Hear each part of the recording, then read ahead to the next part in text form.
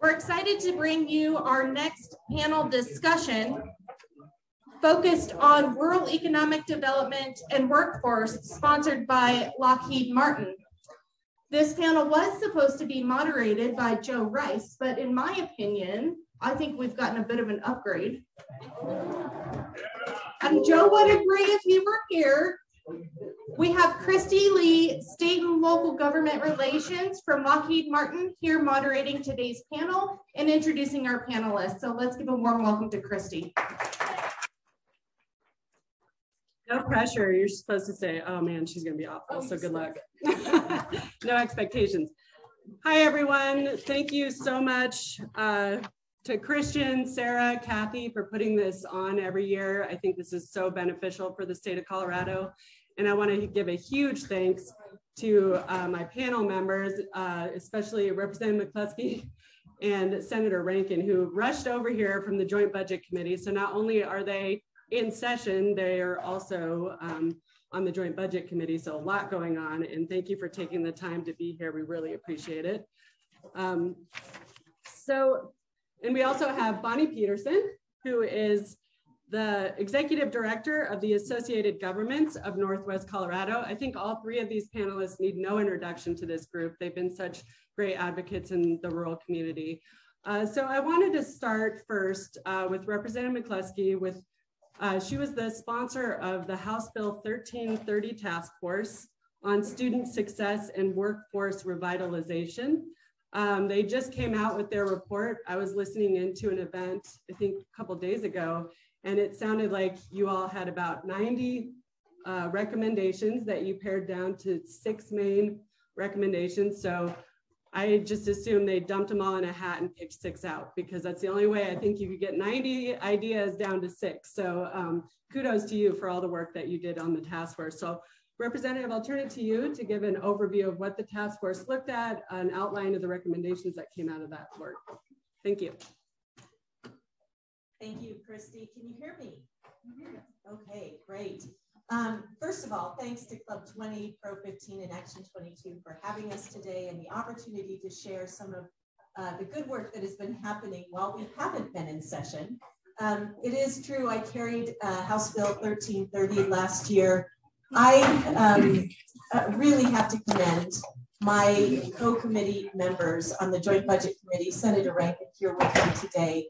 You know, in March of last year, we received $3.8 billion in ARPA funding. It came at the very end of our session. And as a team, we talked about what do we need to do? How do we move this money forward in strategic, smart ways for the state of Colorado? And realized that coming in March, that size of a check from the federal government really deserved some time and deliberation.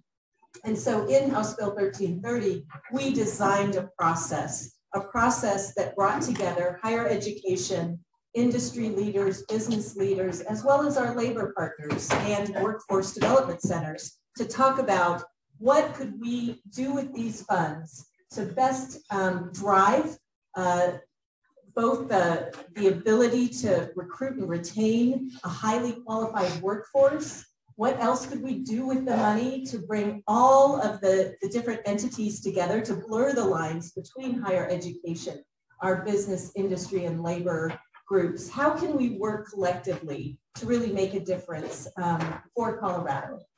And over the interim process, for those of you that may have served on the 1330 task force, my thanks. It was a tremendous amount of work in a very short period of time. The ARPA dollars have a short shelf life. We need to get those nickels, dimes, and quarters out the door into communities, because those dollars need to be spent. And we know that they're the fuel that will really drive some of these changes. The workforce just released their report, as Christy said, and there were at one point, I believe 96 recommendations, ideas that had bubbled up from not only task force members, but the subpanels, interest groups. It was really exciting to see the level of enthusiasm and energy around some of the brainstorming and creative problem solving. They did bring those down, really condense those into these 6 recommendations in Tier 1. There are additional recommendations in the report that while they may not move forward this year with ARPA dollars, they may move forward in our years ahead down at the legislature. So quickly, the 6 recommendations are, and I think the one that will receive the bulk of the ARPA funding available in the workforce bucket is innovation and partnership grants, again, between all of these different groups to try and drive some workforce training and support. I don't know if we've got anybody from CMU here today. I was just speaking with President Marshall. He's already thinking about and working with other higher education partners for a Western Slope approach. Colorado Mountain College at the table, the Colorado Community College System at the table, working with industry leaders and talking about just transitions. How can they all come together with some additional resources and really support adult workers in our northwestern part of the state, most impacted by some of the changes in the coal mining industry. Enhanced transparency of post-secondary and workforce data. We have struggled in higher education, not having a really robust data system that gives us live feedback on where students are, what they're doing, and what they do when they leave us. Being able to track a student from high school through higher ed into the workplace, and then collect that data and understand where we're succeeding and where we're failing. How do we refine what we're doing in higher education to do it better? We have a desire to improve our statewide success measures for student success, degree completion, and retention. Looking at developing stackable credentials and other work-based learning pathways. Certainly, I think there's been some work in the legislature the last couple of years to honor workplace experiences and training towards that degree or credential completion. We want to expand on that. Really focused on eliminating equity gaps, which has been a priority in the higher ed space for years, but I think with additional resources, there may be more we can do there. And finally, talk about a strategic talent finance plan. How are we going to put the dollars behind this? I, again, want to thank those of you that may have served on the task force. There is still a lot of work ahead. And as we begin to work with our colleagues in the legislature to develop legislation, to move these into reality, I can assure you there will be more opportunities for input and feedback, particularly from rural communities and rural partners, because we have seen such devastating impacts on the workforce since the pandemic first hit.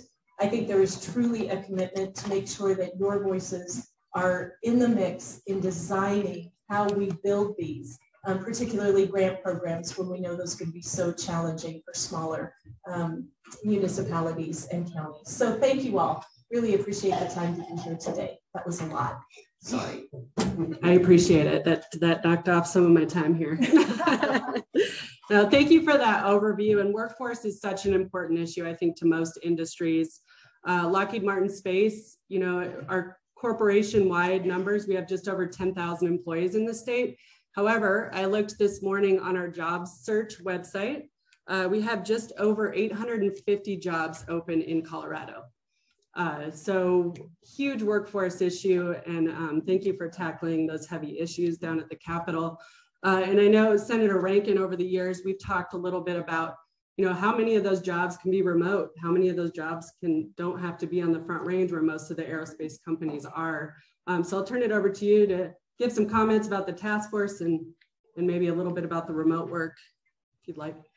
Thank you, Christy, and thanks for all of your work over the years to, try to help rural Colorado participate in this booming economy. I guess I've taken a little bit different, at least I've had a different thought process as I've watched the 1330 committee evolve. I wasn't not on it directly.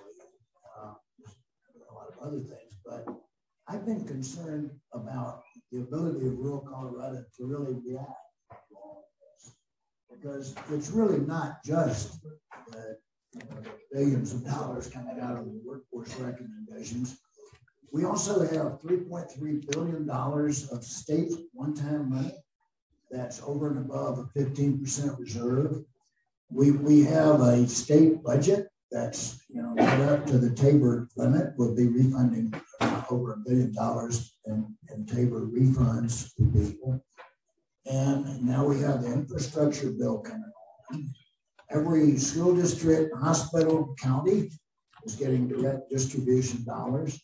There are a lot of dollars, a lot of opportunities out there. So what I've been thinking about is I represent 25 or so entities, communities, little towns. And so I wonder, if they all have the ability to navigate this water. I can't do it. I am frustrated myself. I'm trying to understand all the different sources of funding and opportunities. So I wonder if we really have the ability out in rural Colorado to navigate all these waters, write those grants, and then to manage, because you have to sign up to all those the reports to actually manage the money and getting something done. So I'm worried about the capacity of rural Colorado to actually respond to this work that's been done by Retraining and McCluskey and so many other people that have really devoted a lot of work to designing a program. So do we really have, and how many of you think that in your community you have the ability to navigate all these waters, write grants, and manage that money against some plan that fits your community uniquely? Housing is different in every community. The needs are different. Every community has different aspirations about whether they want to grow fast or do various things. The communities of Fraser and Tabernacle trying to build workforce for the community for Winter Park is quite different than Rangeley, who needs a little bit of industry. So everyone's a little bit unique.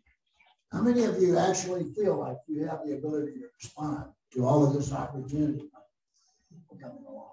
I would say not everybody, not many. So I've been worried about that and working with, and I think we all should work with our economic development folks in OEDIT are actually pretty good. They have a dashboard, they're really trying to keep up with it. But they already have about 160 programs. If you go to OEDIT's website, it says we have a plethora of economic development programs. I think that means a whole bunch. Now, how many of you, you're really already taking advantage of all of that funding and can step up to another $5 billion worth? So that's where I come from on this. How do we respond to the wonderful work being done by the legislature? Whether or not you believe in massive government spending, the opportunity does exist. We need to make sure our communities can step up to it. Thank you. And Bonnie, I would love to hear your perspective on the readiness of rural Colorado and, coming from the northwest part of the state. Well, thank you, Christy, and thanks for the opportunity to sit on a panel with these two esteemed people, some of my favorite people in the world. We have talked with Senator Rankin at great length about the capacity in Northwest Colorado. Northwest Colorado, if you don't know, is going to be the most impacted region for the coal transition that we're experiencing right now. And we have massive challenges. One of our other legs of the economy in Northwest Colorado is agriculture. And we are facing enormous challenges around agriculture as well, with the introduction of the wolves and some of those things, water issues, those kinds of things. So we have a lot to do. And I will tell you, what rural communities look like. And if I am on the school board, I am probably on doing 4-H, I am probably on another committee. I probably wear about 12 hats in the community. And then we find ourselves in this interesting time where everything is grant related. So now I have to figure out how to write a grant, and I probably don't even have those skills to do that.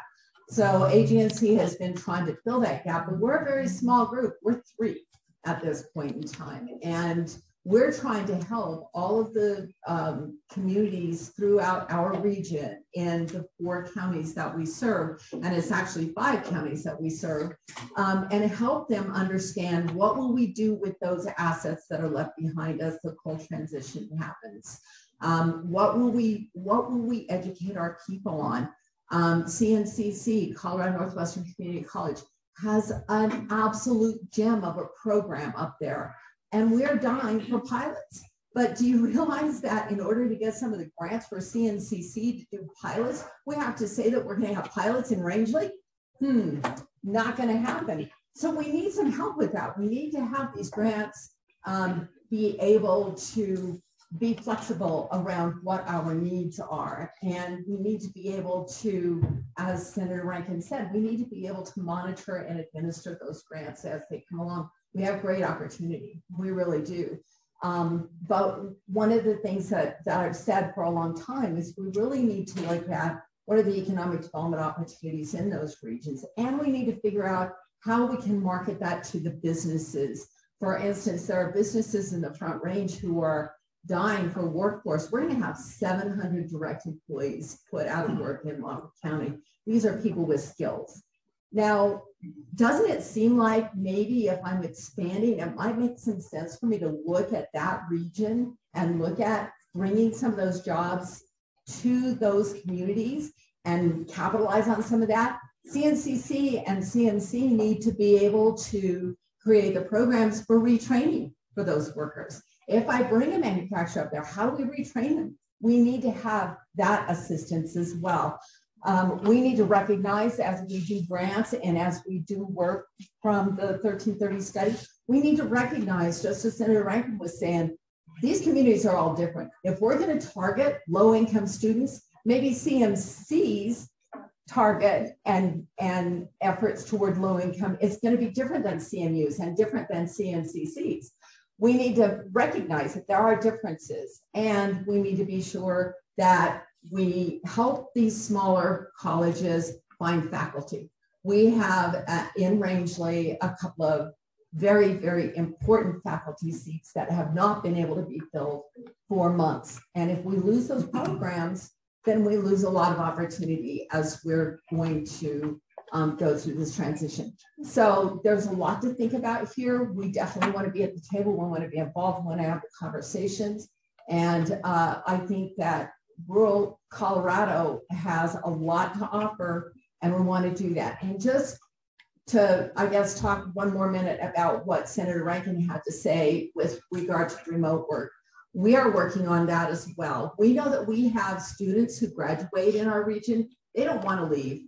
They don't want to go to the Front Range. They don't want to go to Wyoming. They don't want to go to Utah. They don't want to go to California. They want to stay where they're at, but there aren't many opportunities. So we've, and then we have a number of transitional things. We have a number of folks who lost jobs in Monmouth County. They're underemployed now. And then we have the transition and employees who will want to stay there. So AGDC, through the CARES Act, was able to earmark some funding to work on a remote job program. So we've gotten, in conjunction, in a partnership with Flex Jobs, we've gotten 300 coupons for our region for people who are serious about doing remote work, to be able to access those and work with Flex Jobs and try to get a job. Flex Jobs basically say that their average jobs, these are real jobs, they work with real employers, their average salaries are like $54,000, which in rural Colorado is huge. So we're working with them to try to advance that. And then that leads into the next question, an issue about broadband, but that's another topic and another panel. Oh boy. Representative McCluskey, I know you wanted to comment. Thank you, Christy, and really appreciate the comments of both Senator Rankin and you, Bonnie. I want to emphasize that the approach from the task force is to try to do regional approaches to grant making, in part because we know capacity in rural Colorado for grant writing, grant administration, right, for the execution of programs, that capacity is tough. And I do think there will be room for capacity building, for technical assistance. We have not written the legislation the idea came forward from a very diverse group of stakeholders on the 1330 task force. I really do hope that we can accommodate some of these concerns that have been raised. Certainly that would be my goal.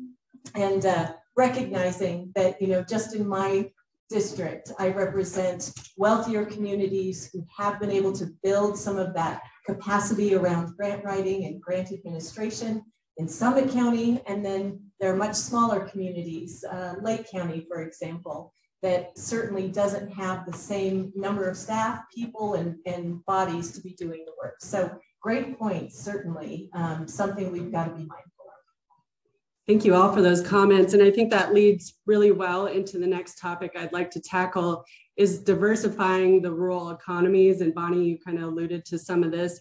And Senator Rankin, you had started to talk about some of the outreach that we have done in the aerospace community. So I'd say about 9 years ago, when then Governor Hickenlooper got the aerospace community together and said, hey, everything's on the Front Range. How do we get the rest of the state more involved in aerospace? So through the Colorado Space Business Roundtable, we developed some aerospace business development road trips where we brought prime contractors out. So we had Ball, Boeing, Lockheed, all these major companies. We'd go out to these rural communities all over the state, and we did about 3-4 each year. So over the last 9 years. So a lot of places, a lot of communities, and we talk about what it means to get into the supply chain of a defense contractor. What are the steps? Who do I talk to? What certifications do I need? That also led to a 2-week internship program that I run for CSBR for rural students in Colorado as well, because at one of our very first outreach activities in Durango, we had a group of high school students come up and say, hey, we like aerospace. What can you do for us? We don't have internships. We don't have parents that work in aerospace. So we bring them over, we'll scholarship them to come over to the Front Range and spend a few days with each of our companies over 2 weeks. And that program's free, and it's every summer for 2 weeks. And I've had some of the members of this audience, even some of their kids do that program. So it's nice to see everyone. But, you know, we've had a few successes out of these. We've had a few suppliers enter the supply chain, but it's a hard process. We don't lie and we don't set expectations easily because it's a hard process. You have to stay involved. You have to stay at it. It takes a few years, but you know, we're always welcome to come to any of your communities, but I would love to get the panel's input on, you know, with COVID, I think a lot of employers saw the opportunities of, hey, we can have people work from home. I know at the height of the pandemic, we had about 67% of our employees working from home. And a lot of the hesitancy to let people work from home before was just cultural, right? Like they could do it. They had the ability to do it. It was just this cultural mindset. I think COVID forced us to be okay with it. So I'd just love to get all of your perspectives on diversifying the rural economy. What could we do better? How can we entice these industries to get out to rural communities, and what barriers do you think they face? Senator Rankin, I'll start with you. Well, thank you. Thank you. That leads me to a couple of points that I'd like to make about this. One of them is that if students in our communities are really qualified and want to stay home, then it's easy to get those outreach jobs, or it's not as hard. And one of the really bright spots is that you now can get an engineering degree at Colorado Mesa or Western in partnership with CSU and Boulder, the UC. So that means that we have students graduating with engineering degrees, and by the way, their grades are, I mean, these are actual degrees taught by professors in those universities, and their grades are actually better than the on-campus students back range. So, you know, we really are producing some kids. So if they want to stay there, now we have this possibility of outreach. That could be a significant benefit, just the fact that those schools are having those kinds of degrees. The other thing that really that has come to my attention lately is our high schools are not sending kids to college. We have the lowest graduation rates, one of the lowest graduations in the nation, and we have a really problem with kids not completing. And they do go, they're just not really qualified in many cases to go on to higher education. So we have to look at education as a continuum, as a system. And we're trying to do that from early childhood all the way through. But we have such strong local control over our K-12 system that, we have to get involved in our communities, make sure that those, that our K-12 system is really preparing kids for these roles in our rural communities. So those 2 points to me really, really stand out. Representative McCluskey mentioned that we don't really have good data. We can't really analyze which high school sends kids to which college and what they major in and how well they do.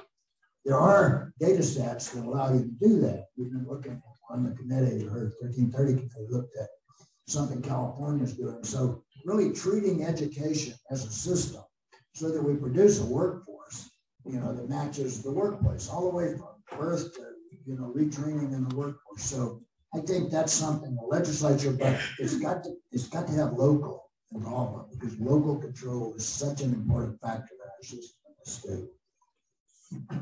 And Representative McCluskey, I'll go to you next, just because I know both of you are on a time crunch here. So thank you, Christy. Yeah.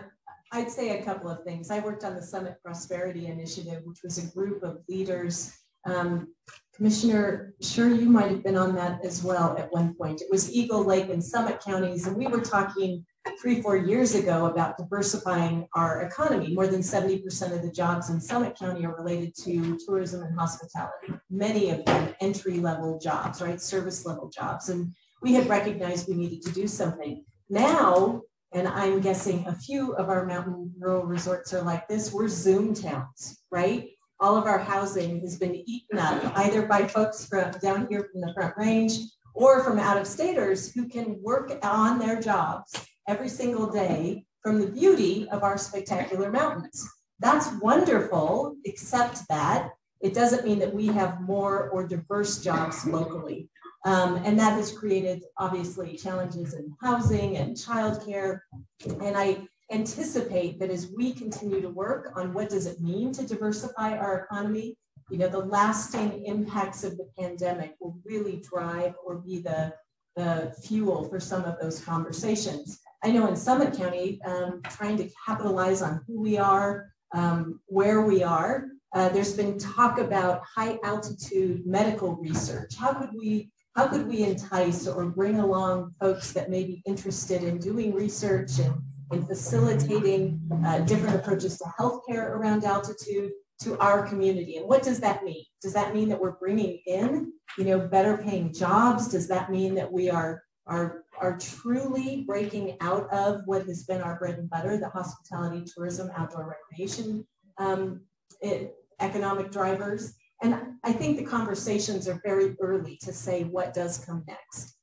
It is exciting to see so many people interested in that remote working lifestyle. That's a great thing. But at the end of the day, we also want to protect our environments, our communities, and make sure that the folks who are living there, the local workforce, that they have the opportunities to earn that living wage, to be able to stay and play in the place where they work. So thank you. Bonnie, I'll turn it to you. And then I think after Bonnie, we'll open it up for questions, because I think you have just a couple minutes before you get to run. Okay. Thank you. So yes, Senator Rankin mentioned high schools trying to help students understand where they will go and will they go to college. There's been a great effort in our high schools in the rural parts that I serve in Western Colorado to get those students doing dual tracks and taking college courses while they're in high school. But recently talking with CNCC, that's expanded 200%, but they don't get reimbursed for those funds. And so that's a real challenge when you're a small community college and you don't get reimbursed for that, because then you have to take from other programs to help support that. So we need to find a solution to that situation. We need to also think about the fact that no matter if we have remote workers or if we bring new jobs into a community or whatever, we have to have housing, and we have to be able to construct those things, because everybody we've seen our housing stock be consumed exponentially.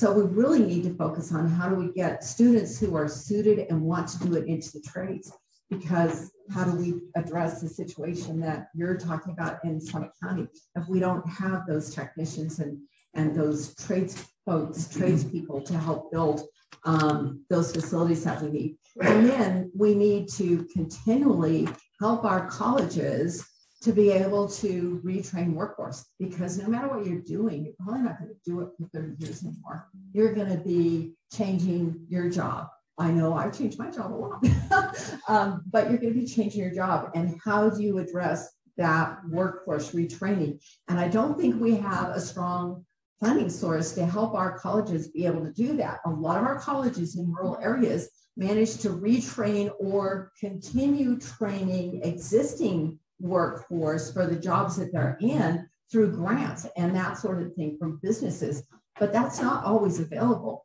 And when we're facing something like a major transition through coal, how do we pay for that workforce retraining? And not only do we have to know what we're going to retrain them for, but then they have to pay for it. So those are my thoughts on that. Thank you all. And I'll quickly, comment from the business side, and what we've seen over the years is I think a lot of it is the workforce. Are we going to have the workforce when we get there? I think housing's an issue. I think everyone's facing a housing issue. Rachel and I were talking earlier about that in her community. And then, we have 110,000 employees across the country. We're based on the East Coast. We're a big corporation. You don't have to convince me to move to rural Colorado. I grew up here. I'm a native. I grew up on the Eastern Plains, but I have to convince someone who's from the East Coast to move out to the Eastern Plains or Western Slope. So that brings a whole nother thing with it. But, this is where I plead to our congressional staff that are in the room. Senator Bennett has convened some groups over the years. If you can get a congressional member to convene a working group or a group of businesses, and local economic development agencies, that really gets the conversation going, and it really does get the attention of those big, corporations that are far removed from the state, and especially rural Colorado. So just a few thoughts from the company side, but I think Senator Rankin and Representative McCluskey have to leave in about 5 minutes. So I'm going to open it up for questions, and we'll start over here. Bonnie, we were talking about the struggles with grants and having the capacity to respond to them all. Something else we're finding looking at a lot of this federal money, in a place like Craig, a lot of these grant programs are designed for environmental justice communities and diverse communities. And, Craig, on paper, Craig certainly doesn't look like Aspen and Telluride, but it also doesn't look like a rundown Rust Belt city where a lot of minority populations are living in the shadow of a Superfund site or a leaky chemical plant. It's not that drastic in Craig right now. The average income, I think, is actually pretty good compared to the state level, due in part to the salaries that Tri-State pays up there. So we're struggling trying to figure out if the community qualifies for a lot of these grants because things aren't that drastic yet. And the big financial hit is still 5 or 10 years down the road. So, and I don't even know if I have a question here, if this is more a message for our congressional delegation folks, is, we want to make sure these programs apply to communities like Craig, where we're trying to take a preventative medicine approach and solve these problems before they really hit. So, it's not necessarily an ethnically diverse community. It's not necessarily a poor community, but it is a community that's trying to make sure it doesn't get that way, that it doesn't become an impoverished community. And I think, and I don't know if we need to come up with a common way to tell the Craig story so that it maybe qualifies. And I don't know if that's a matter of just torturing the statistics until they tell our story, but I don't know if you're finding that challenge too, or if you have any thoughts on, whether or not we have a lot of communities that maybe don't qualify under some of those provisions, or they don't grade as high when the feds are looking to reward grants. Senator Rankin. Despite all the talk about just transitions and transition to coal, it's difficult to change the focus, the mindset of both the state and federal government. Just about every bill, a lot of these that are yet to come, somewhere along the way, the words environmental justice and underserved communities will creep in. So that's that's a political problem as we write bills, just to be quite honest. Now, I think Craig is a great example of, and thanks to Joyce to really leadership. You know, we've got some time.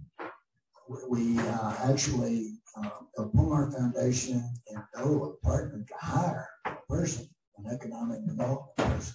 You all may not know that, but we look for an innovative way to pay the salary of somebody who's a professional at writing grants and tracking these things. I think every community needs to look at that. You need to have a leader, and you need to have your own unique approach that can fit into these things. I don't believe that there's a solution to that political issue of focus on environmental justice and underserved communities. I mean, I every day talk about that. I try to get money that's specifically oriented to coal communities, and I think we have 15 million. I think we have another 30 million coming along. So if we can talk about coal transition, you know, very specifically, I think that's a solution to that issue. Go ahead, Representative. Thank you, Christy. Really appreciate that you pointed out the rules around the ARPA federal money that's coming in. We too have found it very restrictive. I know in the 1330 task force work, we tried to hone in on how these funds were allowable for workforce revitalization, student success. I think we have been able to thread the needle in the right way so that as these dollars move forward in regional grants, that hopefully we are working on programs that have, you know, years of sustainability ahead, even if we're jump-starting them with some of these federal dollars, knowing that communities are in very different places right now, and certainly we need to be prepared, using these dollars to prepare for what's coming. Senator Ray, can I thank you? And I see some of my favorite county commissioners in the audience. You know, we have a whole staff set up to test every program before we release it against those criteria. So I would caution everybody, whether you're a school district or a county, make sure you're tracking this, because the possibility for clawback does exist. We do this every day with our Medicaid dollars. We're fighting these things all the time. We know they will exist.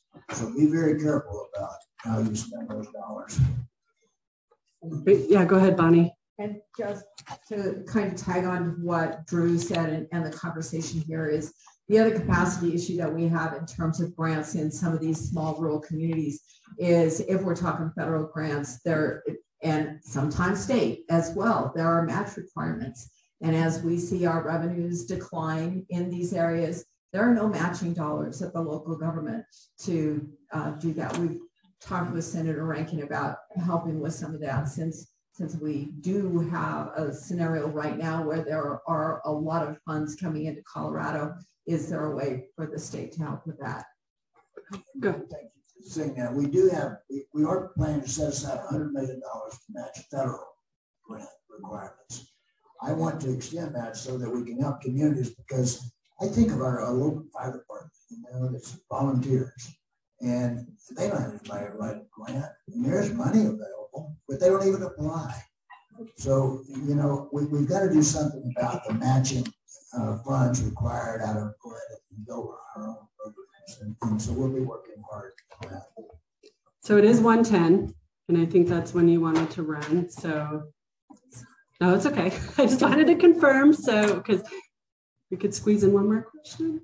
One more question. Okay, I think we had one more over here. Yeah. Just for Senator Rankin, you hit the nail on the head a little bit ago about grants. One of the problems that all rural communities run into is you get a grant, but there is no admin money dollars in a lot of these grants. I think that needs to be met. All right, that was easy.